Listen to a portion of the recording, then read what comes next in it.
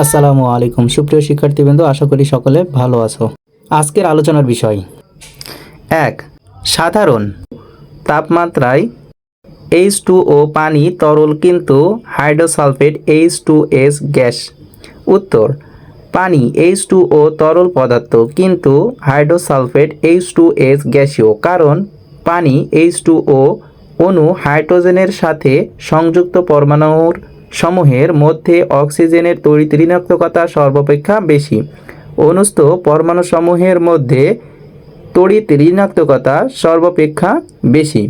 অনুস্থ পরমাণুসমূহের মধ্যে তড়িৎ ঋণাত্মকতার পার্থক্য বেশি হলে ওই অণু অধিক মেরুকরণ হবে, অর্থাৎ হাইড্রোজেনের পরমাণুর সাথে সমযোজী বন্ধনে আবদ্ধ পরমাণুর তড়িৎ ঋণাত্মকতা বেশি হলে হাইড্রোজেনের বন্ধনের শক্তি বৃদ্ধি পায়। ফলে সাধারণ অবস্থায় পানি H2O একটি তরল পদার্থ হাইড্রোসালফেট যৌগের অণুসমূহের পলিমার অণু বা সংযোজিত অণু গঠন করে না এবং উক্ত অণুর দুইটি হাইড্রোজেন বন্ধন অনুপস্থিত।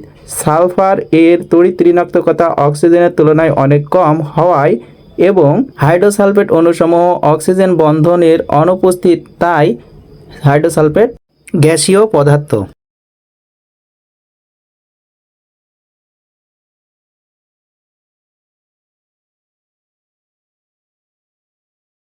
গ্যাসীয় পদার্থ।